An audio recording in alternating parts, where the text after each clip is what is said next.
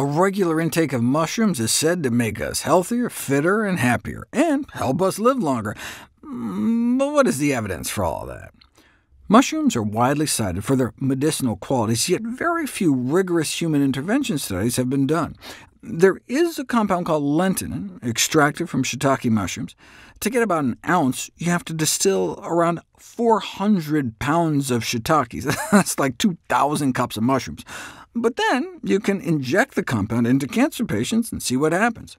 The pooled response from a dozen small clinical trials found that the objective response rate was significantly improved when lentinin was added to chemotherapy regimens for lung cancer. Objective response rate means like tumor shrinkage, but what we really care about is survival and quality of life. Does it actually make cancer patients live any longer, or any better? Well, those in the lentinin group suffered less chemo-related toxicity to their gut and bone marrow, so that alone might be reason enough to use it.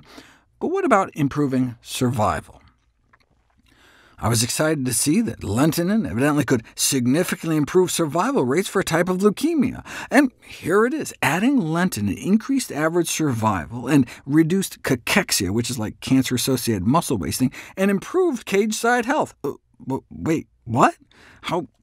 Damn it, this was improved survival for brown Norwegian rats. So that so-called clinical benefit only applies if you're a veterinarian. A compilation of 17 actual human clinical studies did find improvements in 1-year survival in advanced cancer patients, but no significant difference in the likelihood of living out to 2 years. Even the compilations of studies that purport that lentinin offers a significant advantage in terms of survival are talking about statistical significance. It's hard even to tell these survival curves apart. Lentinin improves survival by an average of 25 days. Now, 25 days is 25 days, but we should evaluate claims made by companies about the miraculous properties of medicinal mushrooms very critically. Lentinin has to be injected intravenously. What about mushroom extract supplements you can just take yourself? Shiitake mushroom extract is available through the internet for the treatment of prostate cancer for approximately $300 a month, so it's got to be good, right? Men who regularly eat mushrooms do seem to be at lower risk for getting prostate cancer, and not apparently just because they eat less meat or more fruits and vegetables in general, so why not give a shiitake mushroom extract a try? Because it doesn't work, ineffective in the treatment of clinical prostate cancer. The results demonstrate that complementary and alternative medicine claims can actually be put to the test. What a concept! Maybe it should be mandatory before patients spend large sums of money on unproven treatments, or in this case, a disproven treatment. What about God's mushroom, also known as the mushroom of life, or reishi mushrooms? Conclusions.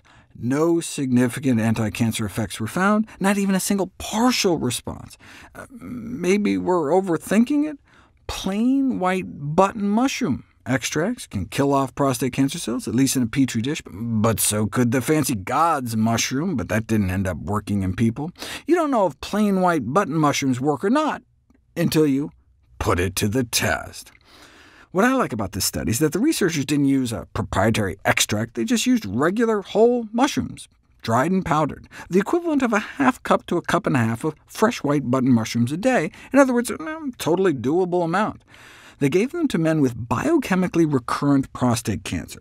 What that means is the men had already gotten a prostatectomy or radiation in an attempt to cut or burn out all the cancer, but now it's back and growing, as evidenced by a rise in PSA levels, an indicator of prostate cancer progression. Of the 26 patients who got the button mushroom powder, 4 appeared to respond, meaning they got a drop in PSA levels by more than 50% after starting the shrooms. Here's where the 4 responders started out in the months leading up to starting the mushrooms. Patient 2 was my favorite.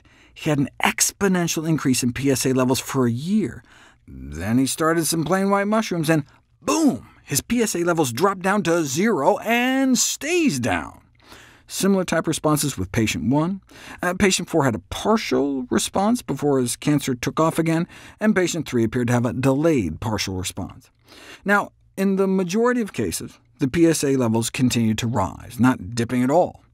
But even if there's only a 1 in 18 chance you'll be like these two, with a prolonged, complete response that continues to date, we're not talking about weighing the risks of some toxic chemotherapy for the small chance of benefit, just eating some inexpensive, easy-tasty, plain white mushrooms every day. Yes, the study didn't have a control group, so it may have just been coincidence, but post-prostatectomy patients with rising PSAs are almost always indicators of cancer progression. And hey, what's the downside? I mean, in these two patients, their PSA levels became undetectable, suggesting that the cancer disappeared altogether.